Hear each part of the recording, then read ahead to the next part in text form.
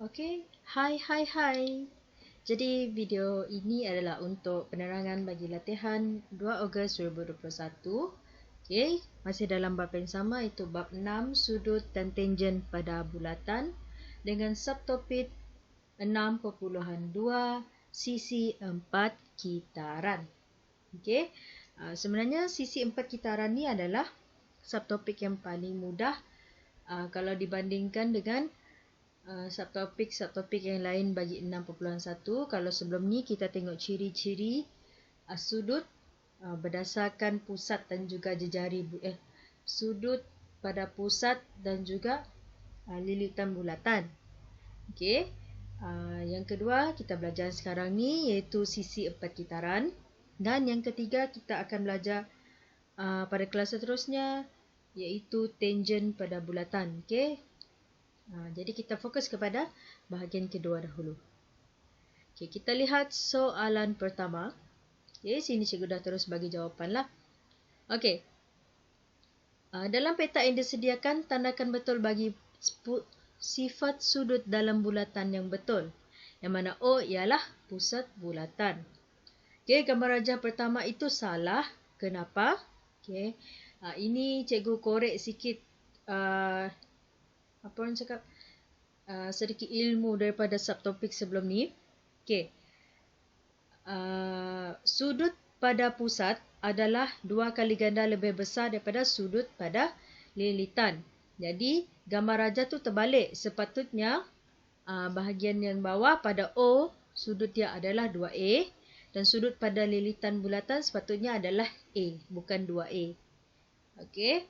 Jadi kemudian kita lihat kepada gambar rajah kedua. Okay, kita lihat gambar rajah kedua. Okay. Sudut yang ini 130 darjah ni cikgu labelkan sebagai A. Dan untuk tahu sudut yang mana kita boleh bandingkan. Okay, sekarang ni cikgu akan gunakan lilitan yang paling besar. Kenapa? Sebab menggunakan lilitan paling besar, cikgu boleh hasilkan satu sudut pada lilitan iaitu 130 darjah yang cikgu labelkan sebagai A. Okey. Jadi untuk tahu sudut yang sama menggunakan lengkuk yang sama, okey, menggunakan lengkuk yang sama, sudut yang sama dia adalah pada pusat di sini. Yang mana 130 darjah ini akan sama dengan sudut di bahagian bawah. Bukan di bahagian dalam, tapi di bahagian bawah. Okey. Jadi, sebenarnya, yang cikgu tandakan sebagai merah ini adalah 2A dan A adalah 130 darjah. Okey, kita kira dahulu 2A itu berapa. Satu lilitan penuh bersamaan dengan 360 darjah. Okey, 360 darjah. Ditolakkan dengan 100 bahagian dalam. Maka kita akan dapat 2A yang bahagian besar ni adalah 260 darjah. Bila kita cari A sahaja, kita akan dapat 130 darjah yang mana ianya sama dengan sudut di atas ini. Maka gambar rajah kedua ini betul. Okey. Kemudian kita lihat kepada B. B ni dia tricky sikit. Sebab yang kita pernah belajar ialah sudut bagi sisi 4 kitaran. Okey, untuk ini fungsi dia pun sama, yang mana sudut peluaran akan sama dengan sudut bertentangan di bahagian dalam. Di sini. Okey, bila atas ni 50, bawah 50 dan bila di bahagian kiri ini ada ukurannya A kuasa B, okey, akan menghasilkan satu sudut yang baru. Di sini cikgu boleh lukis sebagai C. Okey, yang mana untuk mencari C, kita boleh gunakan 180 darjah tolak dengan A kuasa B tolak dengan 50 darjah. Kalau kita gunakan segitiga, dapat rumus yang sama. Kalau kita guna garis lurus pun menggunakan rumus yang sama, maka gambar rajah ketiga pun betul. Okey, kalau ada yang masih tak faham, macam biasa kamu boleh tanya lagi lah. Okey, kita lihat kepada soalan seterusnya. Okey. Raja 10 menunjukkan sebuah bulatan berpusatkan O. Okey. Ini masih lagi menggunakan latihan bagi bukan latihan. Ini masih lagi berkaitan tentang subtopik yang pertama kita belajar dulu, iaitu ciri sudut pada lengkuk, sudut lengkuk, sudut yang mencangkumi lengkuk pada pusat dan juga pada lilitan bulatan. Okey. Soalan minta kita cari nilai X dan Y. Okey, kalau kamu lihat garisan hijau, okey, garisan hijau, kita sebenarnya menggunakan lengkuk yang sama yang menghasilkan dua sudut yang berbeza. Ini cikgu cuba lukis balik untuk kamu lah, supaya kamu dapat tengok dengan jelas.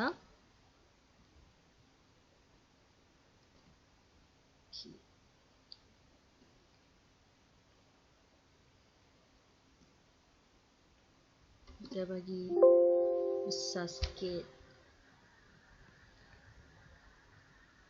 Okey. Sekarang cikgu gunakan warna kuning untuk menunjukkan lengkuk yang pertama. Okey, sekarang kita nak cari X dahulu. Menggunakan lengkuk yang berwarna kuning, ianya menghasilkan sudut pada lilitan bulatan X yang pertama, yang mana sudut X sebenarnya sama dengan sudut 27. Kenapa? Dia hanya menggunakan sudut lengkuk yang sama. Okey, ini adalah lengkuk yang sama.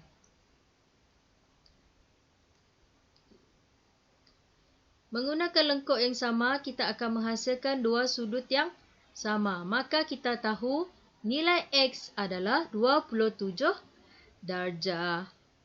Okey? Jadi ini yang pertama. Okey. Sekarang kita lihat cikgu pada balik. Okay.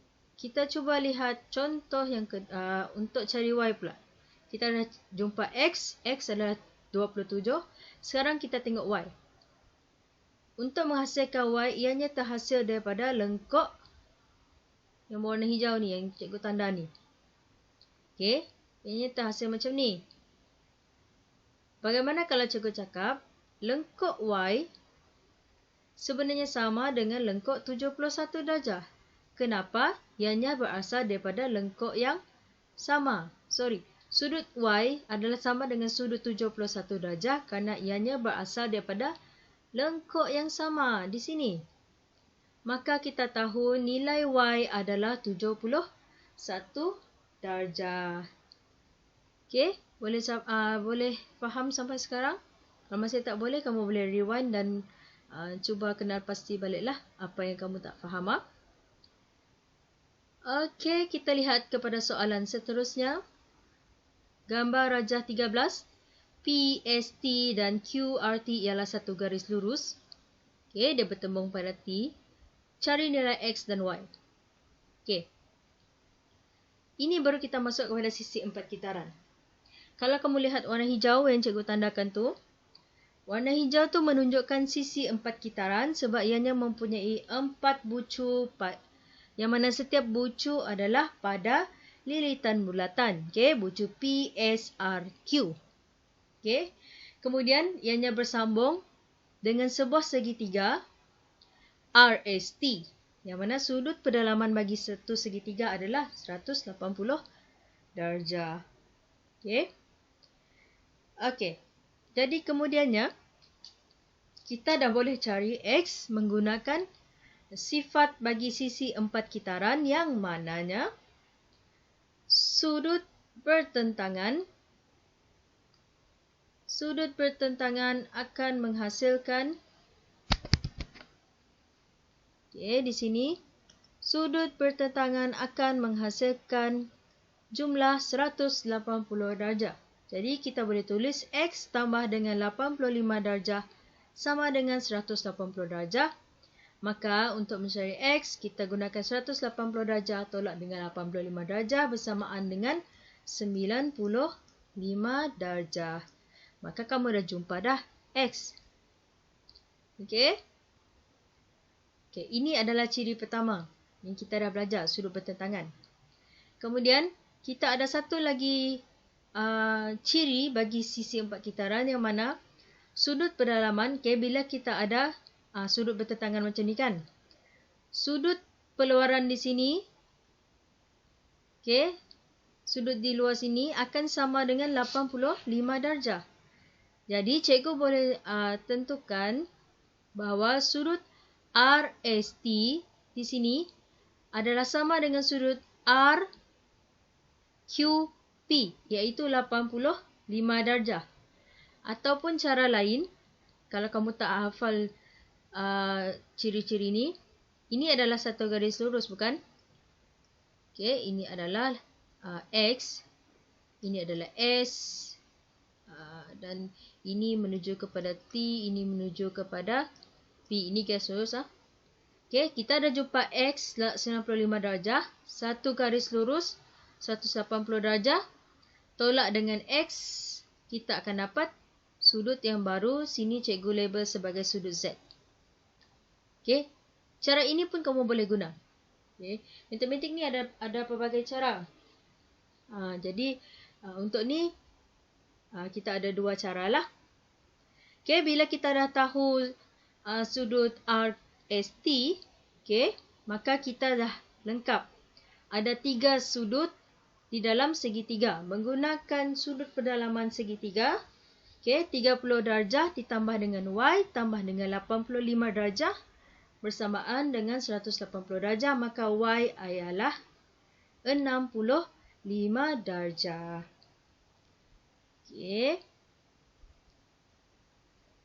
Dan seterusnya, kita lihat kepada soalan yang seterusnya.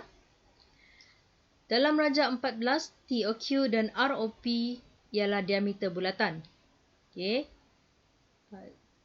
TOQ dan POR ataupun ROP ialah diameter bulatan. Cari nilai X dan Y. Kita cari X dahulu. Kamu lihat tanda ni? ST dan SR ukurannya sama sebab ada ada tanda garis seperti ini. Maka kita boleh tahu sudut yang terhasil daripada ST akan sama dengan sudut yang terhasil daripada SR. Maka sudut X adalah sama dengan di sini yang warna kuning yang cikgu tanda ni. Itu satu. Kemudian kita dah tahu ni kan. Perasan tak, ini adalah satu segitiga. Mana-mana segitiga, kalau salah satu daripada garisan dia adalah diameter, ambil perhatian, kalau salah satu daripada sisi satu segitiga itu adalah diameter, maka kita akan dapat satu segitiga sudut tegak. Di sini cikgu tandakan ini adalah sudut tegak. Kenapa di sini? Sebab sini dah 66 darjah. Jadi sini adalah 90 darjah sebab sini X, kita tak tahu. Menggunakan sudut pendalaman 180 darjah segitiga, X tambah 90 darjah tambah 66 darjah akan mendapat 180 darjah. Dan apabila kita kira, nilai X ialah 24 darjah. Kalau cikgu terlalu cepat, kamu rewind balik video. Sekarang kita lihat yang kedua, kita nak cari Y. Y berasal daripada lengkuk TSR. Y berasal daripada lengkuk TSR di sini. Dan lengkuk TSR juga menghasilkan satu lengkuk sudut yang baru pada P di sini. Kalau pada Q, dia menghasilkan Y. Kalau pada P, dia menghasilkan 2X. Maka kita boleh buat satu persamaan. Y sama dengan 2X. Yang mana nilai X kita dah jumpa tadi, iaitu 24 darjah. Masukkan nilai 24 darjah ke dalam X, maka nilai Y ialah 48 darjah. Boleh faham? Kita lihat kepada soalan yang terakhir. Ada beberapa yang tanya cikgu soalan lah, tapi Masih ada yang macam blur-blur sikit. Okey, kita lihat yang pertama dahulu. Kita nak cari A. Seperti biasa, kita akan tengok sudut 5A. Okey, sudut 5A terhasil daripada lengkok KP. Okey, menggunakan lengkok KP yang menghasilkan 5A di sini pada L. Lengkok KP juga menghasilkan satu sudut pada N, iaitu 75 darjah. Maka kita boleh buat satu persamaan. 5A sama dengan 75 darjah. Okey. Dan selesaikan, kita akan dapat nilai A ialah 15 darjah. Senang saja kan? Okey. Itu untuk yang pertama. Kemudian kita lihat. Okey, cikgu cuba padam gambar rajah ni. Oh. Okey. Cikgu bersihkan gambar rajah ni supaya kamu faham lagi nantilah. Okey, kita lihat. Sekarang dia nak cari B. B ini, untuk kita cari B, kita perlukan satu segitiga. Kenapa kita tak gunakan sudut bagi lengkok? Sebab dia tak bagi tahu pun LK ni, lengkok LK ni sama dengan lengkok MNK, LMK ataupun NPK. Jadi cara yang kita boleh guna adalah menggunakan segitiga. Okey, menggunakan segitiga yang berwarna biru yang cikgu tanda ni. Okey, kita dah tahu sudut 5A. Kita tahu kita ada sudut B dan sini sudut pada K ni kita tak tahu lagi. Tapi sebenarnya kita boleh tahu macam mana? Sebab LOP ialah garis lurus yang mengena pada tengah bulatan. Bila apa-apa titik yang kena pada tengah bulatan, ada dua saja nama dia. Sama ada dia jejari atau diameter. Okey. Jadi oleh kerana ini adalah garis dari satu hujung lingkaran ke hujung lingkaran, maka ini adalah diameter. LOP adalah diameter. Okey. Ingat balik, bila ada diameter, maka ini adalah segitiga sudut tegak. Maka kita tahu nilai di sini adalah 90 darjah. Maka 5A tambah B tambah 90 darjah adalah sama dengan 180 darjah. Masukkan nilai A, maka nilai B ialah 15 darjah. Okey, boleh faham? Kalau faham, kita teruskan kepada bahagian terakhir, iaitu kita nak cari nilai C pula. Lama, macam mana nak cari nilai C ni? Macam bening je. Okey. Kita belajar tentang sisi 4 kitaran. Perasan tak di dalam gambar rajah 15 ni kita ada satu sisi 4 kitaran. Dia ada banyak. Tapi kita ada satu sisi 4 kitaran yang berkaitan dengan C. Satu ke? Mungkin banyak. Okey. Salah satu dia adalah LMNP. Ini adalah satu sisi 4 kitaran yang kita boleh guna. Okey, kita cuba dulu yang C. Kita guna yang sisi 4 kitaran LMNP. Okey. Bila ada sisi 4 kitaran, kita tentukan sudut bertentangan.